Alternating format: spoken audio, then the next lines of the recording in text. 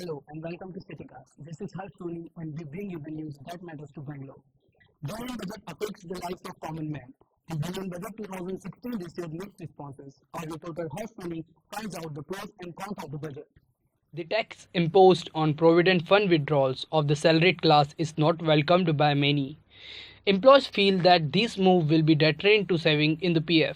We want the government to be encouraging savings, and this is actually going to take away a part of their savings. So in that sense, it's not really a good move, and it's not right timing as well. No, it should be completely removed. The damage is limited, but it's still not the best thing because we want more companies or more employees to save money in this rather than be taxed on this. Although industrialists say that this is the most transformational budget in last one decade, many of them want this scrapped and are taking to social media to voice the demand.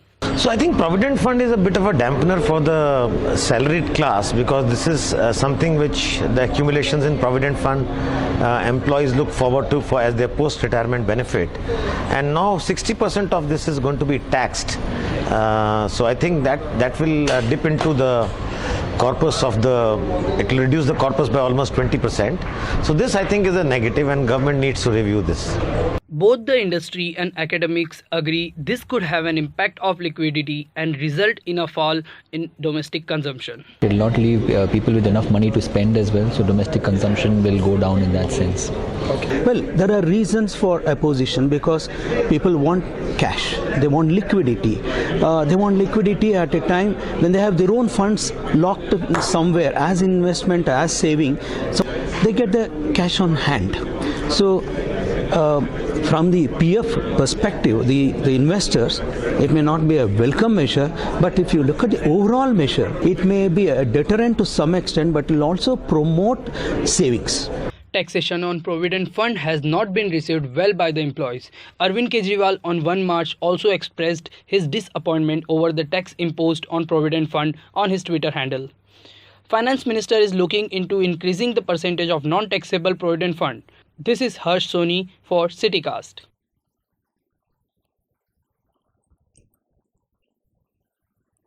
In line with the Modi government's agenda to increase the use of Aadhaar cards, Arun Jaitley during the Union Budget said that the Aadhaar card would be given a statutory backing. Our reporter Subhangi Sinha tells us why this could probably be a bad idea.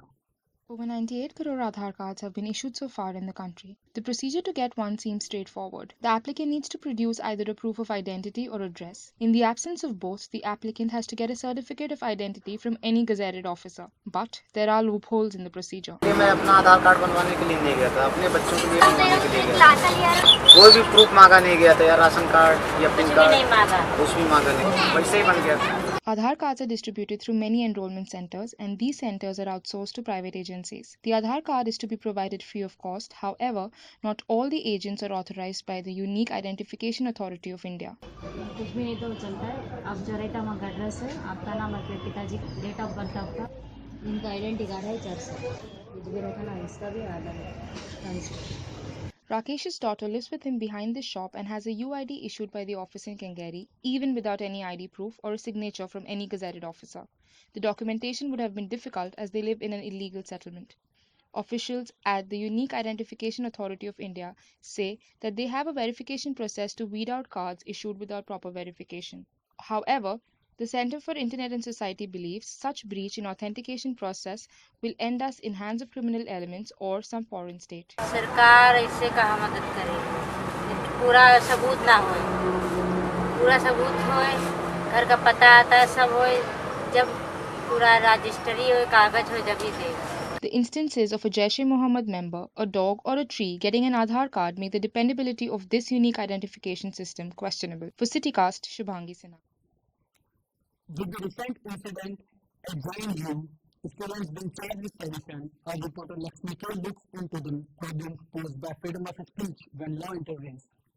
Sedition has come to the fore of national debate with the recent sedition case against JNU students. Earlier too, people like Arundhati Roy and Binayak Sen have been charged with sedition. Artists too across different mediums feel the threat of sedition curbs artistic expression. Slowly, creativity is being threatened. The only option government has in its control is to threaten, and that's what happened with me, and is still happening if you look at the recent events. But social media is harder to control, and this is a good thing. The law seems to be threatening all art forms. Stand-up comedy and artistic expression with a limited audience also feels a threat. So the cops didn't care. Like, I think it was more of a formality, or the cops just had to make sure that they were doing their part. So they came, and hey, they enjoyed, they had a good time. But yeah, in Gujarat, they do send the police because they had heard, I think, from the last show that was done for those guys that there was some tension or there might have been some joke that somebody complained about, which does happen. With more and more sedition cases being filed, the need for such a law in a democracy comes into question. States' interests tend to overwhelm the citizens' interests. But if you look at the entire gamut of criminal restrictions on free speech, I think those have become quite obsolete, especially given the fact that expression and the modes of expression that you see today have far outstripped the legal imagination of what free speech and expression are. The ongoing debate about sedition only calls attention to the need to take a hard look at the existing law and whether it has evolved to the changing social context. This is Lakshmi Krishna Kumar for CityCast. Now we take a short break. Please stay here. पहले मैं newspaper पढ़ा करती थी। मैं बहुत परेशान थी। News quiz में मुझे 2 या 3 मार्क्स आया करते थे। फिर मुझे सिटीकास्ट के बारे में पता चला। अब मुझे न्यूज़ क्विज में 10 आउट ऑफ 10 आते हैं। Thanks to Citycast. More and more women break stereotypes and hit the road, reports Kinjal Hathi. Cab companies providing services exclusively for women are booming in the city. Startups like Taxi, Angel Cabs employ around 25 women drivers. Their numbers are going up to 80 to 90 women waiting to join the force. Average receive about 100 to 150 calls per day, and that's the amount of with just 13 girls on the road. That's the number of customers we are getting already. So I guess there is a tremendous demand. We have not faced any major competition from Ola and Uber. I think they are very, very large players and we have a very niche market. Women who are in this profession see a change in their lives and feel that they have gained respect from this profession. लगता है हमको भी कुछ किया है। हम car में नहीं चढ़े हैं, अभी कार में चढ़ते हैं। कार का पूरा सब पता चलता है हमको। Taxi has 2 college girls and 2 techies who are working part-time as drivers just because they want to do something they love. Some of them are willing to work post-midnight as well.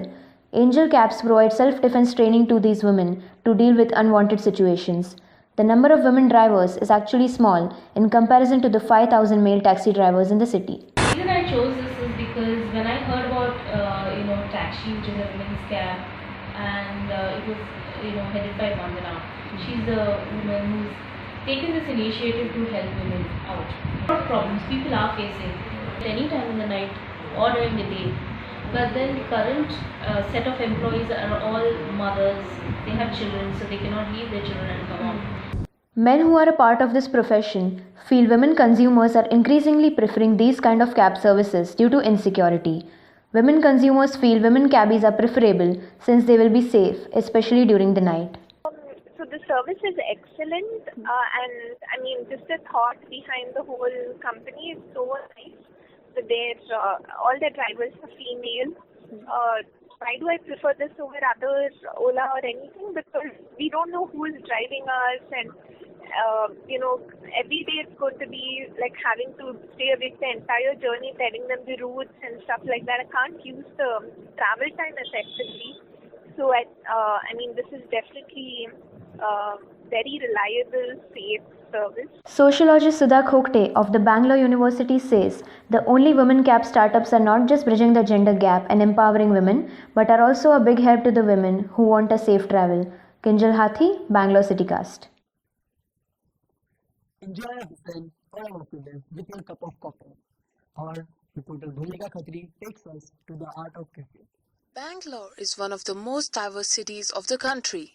Art is one of the famous and most experimented part of Bangalore. And in one such experiment, art cafes have gained attention over a period of time. Cafe is a concept which we had some 13 years back. We realized 3 weeks back. Artville is more or less like a mix of a gallery, a reading room, a cafe, and a cultural The trio of Vignesh, Rezwin and Shaddam the owners of Dew Art Cafe, started it in the memory of an art cafe in their hometown Cochin. A mixture of art exhibition, music and literature, the place is an attraction for people of varied ages. Dew Art Cafe started in October 28, 2013, and I've been a regular customer since Feb 2014, and I've been here ever since because I'm hooked on this place. Few reasons why is because they love art. I assure you that you'll be taken aback by all the famous painters who have painted such beautiful work. The exhibition of paintings is usually for sale, while Artville Cafe showcases more of contemporary art. Dew Art Cafe experiments with the style of paintings according to the artist. The usual price range of paintings showcased starts from 2,500 and goes up to lakhs, as it did for a special UV ray paintings showcased in Dew Art Cafe. In India was always religious, or always cultural, or always historical. But in coming here, I was able to understand that there's a lot of modern art that's happening in India.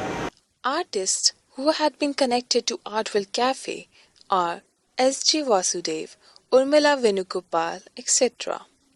While Dew Art Cafe had artists like Newton Suzeri, Riaz Khomo, etc. coming to showcase their work, artists around Bangalore find art cafes a fascinating experiment. I never thought about cafe or like opening a cafe or mixing art with cafe. In the last 30 or 40 years, I've seen there is a commendable growth. So the approach is towards common man, then it will spread to the common people.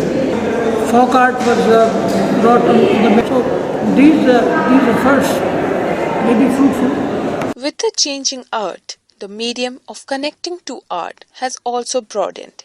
This is Bhumika Khatri for Citycast. Thank you for watching Citycast. For more updates, log on to www.citycast.in. Thank you.